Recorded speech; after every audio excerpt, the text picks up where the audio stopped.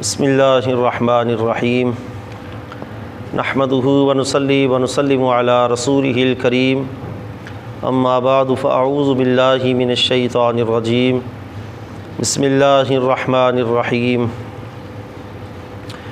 یا ایہا الذین آمنوا انفقوا من طیبات ما کسبتم ومما اخرجنا لکم من الارض ولا تیمموا الخبیث منہ تنفقون ولستم بآخذیہ الا ان تغمضوا فیہ واعلموا ان اللہ غنی حمید صدق اللہ مولانا العظیم وبلغنا رسولہ النبی الکریم الامین۔ پچھلی آیات میں مومن اور منافق کے عمل کے متعلق پڑھا تھا اور اللہ تعالیٰ نے دونوں کے عمل کی مثال بیان کی اور مثال کے ذریعے دونوں کا عمل بیان کیا گیا تھا۔ آج کی آیت کے اندر پاکیزہ طیب اور حلال کمائی سے صدقہ کرنے کے متعلق بیان ہوگا اور حرام کمائی سے کیے جانے والی نیکی یا صدقہ کی ممانعت کا ذکر ہوگا۔ فرمایا یا ایہا الذین آمنوا، اے ایمان والو، انفقوا، خرچ کرو، من طیبات ما کسبتم، جو تم کسب کرتے ہو اس کسب کیے ہوئے کے پاکیزہ رزق سے، یعنی اپنی نیک کمائی سے، پاکیزہ حلال طیب کمائی سے خرچ کرو۔ وَمِمَّا أَخْرَجْنَا لَكُمْ، اور اس سے بھی خرچ کرو جو ہم تمہارے لیے نکالتے ہیں، من الارض، زمین سے۔ وَلَا تَيَمَّمُوا الْخَبِيثَ، ناپاک، خبیث اور ردی چیز کا، گھٹیا چیز کا ارادہ نہ کرو، منہ تنفقون، کہ جس سے تم خرچ کرو، وَلَسْتُمْ بِآخِذِيهِ، اور حالانکہ تم بھی اس گھٹیا چیز کو نہیں لیتے، الا ان تغمضوا فیہ، مگر مجبوراً چشم پوشی کرتے ہوئے، واعلموا ان اللہ غنی حمید، اور جان لو بے شک اللہ تبارک و تعالی بے پرواہ اور حمد والا ہے، پاکیزہ ہے۔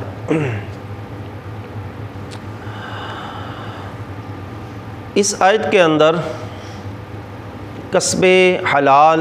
پاکیزہ رزق سے خرچ کرنے کا ذکر ہے، اور اس آیت کا شان نزول پہلے سماعت کریں۔ حضرت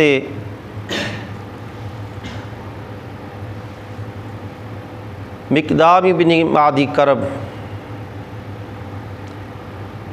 تفسیر معالم التنزیل کے اندر امام بغوی نے بھی یہی شان نزول لکھا ہے، اور ابن کثیر کے اندر حافظ ابن کثیر نے بھی یہی شان نزول لکھا ہے۔ کانت الانصار تخرج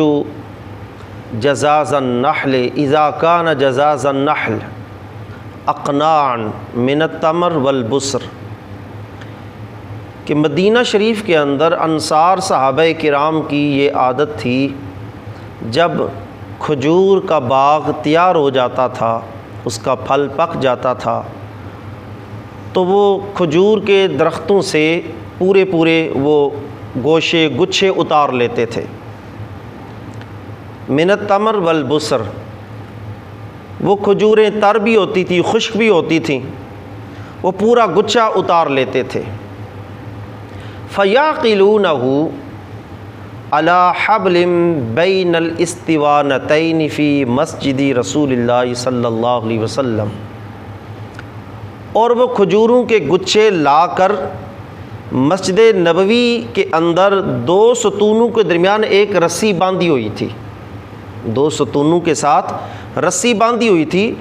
اس رسی کے ساتھ وہ آ کر لٹکا دیتے تھے، باندھ دیتے تھے۔ جب باغات سے واپس آتے تھے مسجد کی طرف تو وہ کھجوروں کے گوشے پورے گچھے اتار کر لاتے تھے، لا کر اس رسی کے ساتھ باندھ دیتے تھے۔ فَيَأْكُلُ مِنْهُ فُقَرَاءُ الْمُهَاجِرِينَ، مہاجرین فقراء صحابہ کرام وہ کھجوریں کھاتے تھے۔ انہی میں سے ایک بندہ انصار میں سے فکان الرجل منہم یعمد فیدخل قنو حشف یظن انہ جائز عنہ، کہ ایک شخص نے ایسا کیا، اس نے ان گچھوں کے درمیان آ کر رسی کے ساتھ ایک ردی قسم کی، گٹیا قسم کی کھجوروں کا گچھا باندھ دیا۔ صحابہ کرام جو انصار تھے وہ لے کر آتے تھے اچھی کھجوریں اور گچھے وہ باندھ دیتے تھے رسی کے ساتھ۔ اس آدمی نے ردی قسم کی کھجور کا ایک گوشہ لیا اور اس کو لا کر اس نے بھی درمیان میں رسی پر باندھ دیا، اور یظن انہ جائز عنہ فی کثرت ما یوزع من الاقناع، اور اس نے سمجھا اتنے کثیر یہ لٹکے ہوئے ہیں گچھے، ان میں سے ایک یہ آ بھی جائے تو اس میں کوئی حرج نہیں، ایک ردی گچھا آ بھی جائے تو کوئی حرج نہیں۔ فنازل فی من فعل ذالک، اس کے اس عمل پر اللہ نے اس آیت کریمہ کو نازل کیا کہ ولا تیمموا الخبیث منہ، کہ جو تمہارا خبیث اور ناپاک قسم کا مال ہے، ردی قسم کا مال ہے، اس کا ارادہ نہ کرو، بلکہ انفقوا من طیبات ما کسبتم، جو تم حلال پاک اور نیک کمائی کرتے ہو اپنی نیک حلال کمائی سے خرچ کرو۔ بندے کی نیک اور حلال اور پاکیزہ کمائی ہی سب سے اعلیٰ ترین اس کے لیے چیز ہے۔ حضرت سیدہ عائشہ صدیقہ رضی اللہ تعالیٰ عنہا ارشاد فرماتی ہیں قال رسول اللہ صلی اللہ علیہ وسلم ان اطیب ما یاکل الرجل من کسبہ، بندے کا سب سے پاکیزہ کھانا وہ ہے جو اپنے کسب سے کھاتا ہے، یعنی اپنی کمائی سے کھاتا ہے، جو اپنے ہاتھ سے کما کر جو کھاتا ہے سب سے پاکیزہ ترین اس کا طعام کھانا وہ ہے۔ اور ایک اور حدیث پاک میں نبی علیہ الصلوۃ والسلام نے ارشاد فرمایا اسی کسب طیب نیک کمائی کے متعلق، فرمایا ما اکلا احد طعاما قط خیرا من ان یاکل من عمل یدہ، جو بندہ اپنے ہاتھ سے کما کر کھاتا ہے اس ہاتھ سے کما کر کھائے ہوئے سے بہترین اور پاکیزہ کوئی اور نہیں ہے۔ ما اکلا، اس نے کوئی اور اتنا پاکیزہ نہیں کھایا جتنا اس نے اپنے ہاتھ سے کما کر کھایا ہے۔ اور پھر حضور صلی اللہ علیہ وسلم ساتھ مثال بھی دی، فرمایا وَقَانَ داود علیہ السلام لا یأکل الا من عمل یدیہ، حضرت داود علیہ السلام جب بھی کچھ کھاتے تھے تو اپنے ہاتھ کی کمائی سے ہی کھاتے تھے، یہ ان کا عمل تھا، حالانکہ وہ بادشاہ تھے، سلطنت کے مالک تھے، اس کے باوجود حضرت داود علیہ السلام اپنی کمائی کرتے تھے، وہ لوہے کی زرہ بناتے تھے، وہ زرہ بیچ کر اس کی کمائی سے آپ طعام اپنے لیے گھر والوں کے لیے فقراء مساکین پر بھی خرچ کرتے۔ تو فرمایا کان داود علیہ السلام لا یاکل الا من عمل یدیہ، حضرت داود علیہ السلام صرف اپنے ہاتھ کی کمائی سے ہی کھایا کرتے تھے۔ اب یہاں پر ذکر ہوا ہے لا تیمموا الخبیث منہ تنفقون، اور اس سے پیچھے ہے وَمِمَّا أَخْرَجْنَا لَكُم مِّنَ الْأَرْضِ، ایک تو یہ ہے کہ بندہ اپنے مال سے حلال کمائی سے خرچ کرے، اور دوسرا فرمایا اخرجنا لکم من الارض، جو ہم تمہارے لیے زمین سے نکالتے ہیں اس سے بھی خرچ کرو۔ ابھی پچھلے رکوع کے اندر ذکر ہوا کہ اللہ تعالیٰ ایک گندم کے دانے سے 700 دانہ پیدا کرتا ہے، ایک دانے سے 7 سٹے بالیاں، ہر بالی کے اندر 100 دانہ، تو ایک دانے سے اللہ 700 دانہ، بلکہ فرمایا واللہ یضاعف لمن یشاء، جس کے لیے اللہ چاہے اس سے بھی اضافہ کر سکتا ہے۔ جب ایک دانے سے اللہ 700 یا اس سے بھی زیادہ دانے عطا کرتا ہے تو ان 700 ہر 700 میں سے 100 ہی دانہ علیحدہ کر کے اللہ کی راہ میں خرچ کر دے، یعنی اس کا زمین کا عشر ادا کرے۔ یہاں عشر مراد ہے مما اخرجنا لکم من الارض، جو ہم تمہارے لیے زمین سے نکالتے ہیں اس زمین کی پیداوار سے بھی اللہ کی بارگاہ میں خرچ کرو۔ اب پاکیزہ حلال اور طیب سے ہی خرچ کیا ہوا جو ہے وہی اللہ کی بارگاہ میں قابل قبول ہے۔ اگر کوئی بندہ کسی حرام مال سے صدقہ خیرات کرے گا تو وہ قابل قبول نہیں، بلکہ فقہا فرماتے ہیں کسی نے اگر حرام کمائی سے صدقہ یا نیکی کی نیت کی تو یہ بھی گناہ کبیرہ ہے۔ مثلا کسی کے پاس سود کا مال ہے اور وہ سود کا پیسہ کہتا ہے چلو میں تو نہیں استعمال کرتا، کسی غریب کو دے دیتا ہوں، وہ غریب کو دینے کے لیے علیحدہ ہیلے علماء فقہا نے بیان کیے ہیں، لیکن اس کے اندر بھی اس نے نیکی کا ارادہ نہیں کرنا کہ میں یہ نیک کام کر رہا ہوں، کیونکہ وہ حرام کا مال ہے۔ حرام کے مال سے صدقہ خیرات کرنے میں وہ ایک تو اللہ قبول نہیں کرے گا، اور دوسرا اس میں نیکی کا ارادہ کرنا یہ بھی گناہ ہے۔ حضرت عبداللہ بن مسعود رضی اللہ تعالی عنہ اسی آیت کی تفسیر میں امام بغوی نے بھی یہ حدیث پاک نقل کی، اور امام ابن کثیر نے بھی تفسیر ابن کثیر کے اندر، اور ابن کثیر کے اندر ذرا یہ حدیث تفصیل کے ساتھ ہے، تو دونوں تفاسیر کے مضمون کو میں نے اکٹھا کیا ایک حدیث کے اندر جو تفصیلاً ابن کثیر کے اندر ہے، کہ حضرت عبداللہ بن مسعود رضی اللہ تعالی عنہ ارشاد فرماتے ہیں ان اللہ قسم بینکم اخلاقکم کما قسم بینکم ارزاقکم، بے شک اللہ تعالیٰ نے تمہارے درمیان جیسے تمہارے اخلاق تقسیم کر دیے ہیں اسی طرح تمہارے درمیان اللہ نے رزق بھی تقسیم کر دیا ہے۔ ہر ایک کا خلق اخلاق جدا گانا ہے، اسی طرح ہر ایک کا رزق جو ہے وہ بھی اللہ کی تقسیم کے مطابق ہی ہے۔ جیسے ہمارے اخلاق ہیں اسی طرح ہمارا رزق بھی اللہ نے ہمارے لیے تقسیم کیا ہے، اور فرمایا وَإِنَّ اللَّهَ يُؤْتِي الدُّنْيَا لِمَن يُحِبُّ وَمَن لَّا يُحِبُّ۔ بڑا قابل غور یہ احادیث کے یہ جملے ہیں، ان اللہ یؤتی الدنیا لمن یحب ومن لا یحب، اللہ دنیا اپنے دوست کو بھی دیتا ہے اپنے دشمن کو بھی دیتا ہے۔ دنیا اللہ ہر ایک کو دیتا ہے، دنیا کا مال اللہ سب کو دیتا ہے۔ ان اللہ یعطی الدنیا لمن یحب ومن لا یحب، جسے پسند کرتا ہے جسے محبوب رکھتا ہے اللہ اسے بھی دنیا عطا کرتا ہے، جسے پسند نہیں کرتا اللہ دنیا اس کو بھی دیتا ہے۔ دیکھ لیں مومنوں سے زیادہ کافروں کے پاس مال ہے، اور مومن للچائی نظروں سے امریکہ یورپ کی طرف دیکھتے ہیں۔ اللہ تعالیٰ دنیا کا مال سب کو دیتا ہے، لیکن وَإِنَّ اللَّهَ وَلَا يُؤْتِ اللَّهُ الدِّينَ إِلَّا لِمَنْ أَحَبَّ، دین کی دولت دین کا مال اللہ اسے ہی عطا فرمائے گا جس سے اللہ محبت کرتا ہے۔ دین کی دولت صرف اپنے محبوب کو ہی، دین کی دولت اپنے دشمن کو اللہ نہیں عطا کرتا۔ فمن اعطاہ اللہ الدین فقد احبہ، تو جس کو اللہ دین عطا فرمائے وہ سمجھ لے کہ وہ اللہ کا محبوب ہے، وہ اللہ کا محبوب ہے جسے اللہ دین کی دولت عطا فرمائے۔ اور فرمایا والذی نفسی بیدہ، اس رب کی قسم جس کے قبضہ قدرت میں مجھ محمد صلی اللہ علیہ وسلم کی جان ہے، لا یسلم عبد حتی یسلم قلبہ ولسانہ، بندہ اس وقت تک مسلمان نہیں ہو سکتا جب تک اس کا دل اور اس کی زبان مسلمان نہ ہو، دل اور زبان جب تک مسلمان نہ ہو۔ ولا یؤمن حتی یامن جارہ بوائقہ، اور اس وقت تک بندہ کامل مومن نہیں ہو سکتا جب تک اس کا پڑوسی اس کے اذى سے محفوظ نہ ہو۔ قالوا ما بواقہ یا رسول اللہ، یا رسول اللہ یہ بواق کیا ہے؟ نبی علیہ السلام نے فرمایا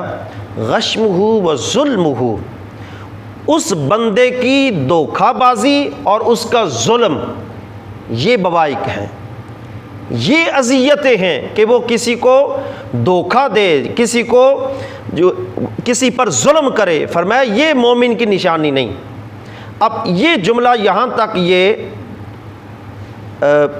تفسیر بغوی کے اندر، معالم و تنزیل کے اندر امام بغوی نے نقل نہیں کیا ہے حدیث کا یہ جملہ، یہ ابن کثیر کے اندر بھی تھا۔ آگے جو جملہ ہے حدیث پاک کا وہ دونوں تفاسیر کے اندر ہے، کہ نبی علیہ السلام نے مزید فرمایا، وہ اس آیت کے مضمون کے موافق فرمایا لا یکتسب عبد مالا حراما فیتصدق منہ فیقبل اللہ منہ ولا ينفق منه فيبارك له فيه ولا يتركه خلف ظهره الا زاده الى النار۔ فرمایا نبی علیہ الصلوۃ والسلام نے، بندہ کوئی حرام مال کا کسب کرے، حرام کی کمائی ہو اس کی، لا یکتسب عبد مالا حراما، بندے کا کوئی حرام مال ہو اور اپنے حرام مال سے فیتصدق، صدقہ کرے، اور حرام مال سے صدقہ کر کے دل کے اندر کیا نیت ہو، فیقبل اللہ منہ، کہ اللہ اس سے قبول کر لے۔ حرام اور ناپاک مال سے صدقہ کر کے نیت یہ ہو کہ اللہ مجھ سے قبول کر لے۔ ولا ينفق منہ فیبارک له فی، اور اللہ کی راہ میں خرچ کرے اور یہ سمجھے کہ مجھے اس میں اللہ برکت عطا کرے، ہے اس کا حرام مال اور وہ خرچ کر کے سمجھتا ہے کہ مجھے اس میں برکت دی جائے۔ جب تک دنیا میں رہا وہ صدقہ خیرات کرتا رہا، خرچ کرتا رہا حرام مال سے۔ ولا یترک خلف ظہرہ، اور جب مر گیا تو پیچھے بھی حرام مال چھوڑ گیا، مرنے کے بعد بھی پیچھے حرام ہی چھوڑ گیا۔ جب تک زندہ رہا حرام سے ہی وہ خرچ کرتا رہا، وہ اگرچہ نیکی کی نیت سے خرچ کرتا رہا، اور دنیا سے گیا تو حرام ہی چھوڑ کر گیا، تو نبی علیہ الصلوۃ والسلام نے فرمایا الا زادہ الی النار، تو یہ سارا کچھ اس کا جہنم کا توشہ ہے۔ حرام کا مال دنیا میں اس نے جو خرچ کیا، چاہے نیک کاموں میں ہی کیوں نہ خرچ کیا، حرام کا مال یہ اس کا جہنم کا توشہ ہے۔ کیوں؟ فرمایا ان اللہ لا یمحو السیئ بالسیئ، اللہ برائی کو برائی سے نہیں مٹاتا، ولیکن یمحو السیئ بالحسن، بلکہ اللہ برائی کو اچھائی سے مٹاتا ہے، برائی اچھائی سے مٹتی ہے۔ وَأَنَّ الْخَبِيثَ لَا يَمْحُ الْخَبِيثَ، اور ناپاک چیز ناپاک کو پاک نہیں کر سکتی، ناپاک چیز ناپاک کو ناپاک ہی رکھے گی، اس کو پاک نہیں کر سکتی، اس کی ناپاکی، ناپاک چیز کی ناپاکی کو ختم نہیں کر سکتی۔ اس لیے فرمایا وَلَا تَيَمَّمُوا الْخَبِيثَ مِنْهُ تُنْفِقُونَ، اور جو تم خرچ کرتے ہو اس سے یہ دھیان کرو کہ تمہارا ارادہ ردی چیز کا نہ ہو، کہ ردی چیز، گھٹیا چیز رب کی بارگاہ میں خرچ نہ کرو، حالانکہ لستم بآخذی، تم خود اس کو پسند نہیں کرتے لینا، الا ان تغمضوا فی، مگر چشم پوشی مجبوری کے طور پر، مثلا کہیں تمہارا حق مال پھنسا ہوا ہو کسی کے پاس اور وہ تمہیں گھٹیا دینا چاہتا ہے، تو تم کہتے ہو چلو یہی صحیح مل گیا، تو میرا کچھ نہ کچھ ملا تو ہے نا۔ تو فرمایا یہ تم اپنے لیے جو پسند نہیں کرتے گھٹیا چیز، وہ رب کی بارگاہ میں پیش کرو۔ فرمایا ایسا نہ کرو، لا تیمموا الخبیث منہ۔ اور اسی آیت کی تفسیر میں لکھا ہے مفسرین کرام نے کہ صدقہ خیرات پر نبی علیہ الصلوۃ والسلام نے جو ترغیب دی صحابہ کرام کو، حتیٰ کہ حضرت انس بن مالک رضی اللہ تعالیٰ عنہ فرماتے ہیں نبی علیہ الصلوۃ والسلام نے ارشاد فرمایا ما من مؤمن یغرس غرسا او یزرع زرعا فیاکل منہ انسان او طیر او بہیمۃ الا لہ بہ صدقہ۔ فرمایا جو بھی مومن، جو بھی مسلمان کوئی باغ لگاتا ہے یا فصل اگاتا ہے، باغ اگاتا ہے، اس کا باغ ہے یا اس کی فصل ہے، فیاکل منہ انسان او طیر او بہیمۃ، اس کے باغ، اس کی فصل سے کوئی انسان کھا لیتا ہے، کوئی پرندہ کھا لیتا ہے، کوئی چلتا پھرتا کوئی جانور چوپایا کھا لیتا ہے، اور اس پر وہ کوئی ناراضگی کا اظہار نہ کرے، دل کی تنگی کا اظہار نہ کرے، الا لہ بہ صدقہ، تو کسی کا بغیر اس کے پوچھے سے اگر کوئی جانور، انسان، پرندہ کھاتا ہے، وہ اس پر ناراض نہیں ہوتا، تو اللہ اس کو بھی اس کا صدقے کا اجر عطا فرمائے گا۔ یہ صدقہ، اور صدقہ کرنے کی ترغیب نبی علیہ الصلوۃ والسلام نے جب دی صحابہ کرام کو، تو صحابہ کرام نے پھر خوب صدقہ کے اندر مشغول ہو گئے، مصروف ہو گئے۔ تو ایک دن نبی علیہ الصلوۃ والسلام تشریف فرما، صحابہ بھی موجود ہیں، حضرت ابو امامہ رضی اللہ تعالیٰ عنہ پاس بیٹھے ہیں اور لب حرکت کر رہے ہیں، کچھ پڑھ رہے ہیں۔ نبی پاک صلی اللہ علیہ وسلم نے ارشاد میں، امامہ کیا پڑھ رہے ہو؟ تمہارے لبوں پر حرکت ہے، تم کیا پڑھ رہے ہو؟ عرض کہ یا رسول اللہ صلی اللہ علیہ وسلم، آپ نے صدقہ خیرات کی ترغیب دی تھی، جو مالدار ہیں صحابہ کرام وہ تو صدقہ خیرات کر رہے ہیں، وہ تو مصروف ہیں اس عمل کے اندر، میں غریب ہوں، میں صدقہ نہیں کر سکتا، میں پڑھ رہا ہوں سبحان اللہ والحمد للہ ولا الہ الا اللہ واللہ اکبر۔ فرمایا سبحان اللہ کہنا بھی صدقہ ہے، الحمدللہ کہنا بھی صدقہ ہے، اللہ اکبر کہنا بھی صدقہ ہے۔ کتنا بڑا صدقہ ہے؟ فرمایا یہ اس سے بڑا صدقہ ہے کہ تو ایک مد سونا کسی مسکین پر خرچ کرے، وہ اس مسکین پر ایک مد سونا خرچ کرنے سے تیرا یہ ذکر کرنا یہ بڑا صدقہ ہے۔ یہ نبی علیہ الصلوۃ والسلام کی طرف سے ڈھارس، یہ سہارا، یہ حوصلہ، یہ دلاسا ہے ان غرباء کے لیے جن کے پاس مال نہیں لیکن صدقہ کی وہ تڑپ رکھتے ہیں، تو اللہ کے رسول نے ان کو بھی محروم نہیں رکھا، وہ اللہ کی بارگاہ میں ذکر کے نذرانے پیش کرتے رہیں، اللہ ان کو بھی صدقے کا اجر عطا فرمائے گا۔ اللہ تبارک و تعالی ہمیں اپنی پاک بارگاہ میں پاک ہی مال کا صدقہ خیرات کرنے کی توفیق عطا فرمائے، آمین۔ وآخر دعوانا ان الحمد للہ رب العالمین۔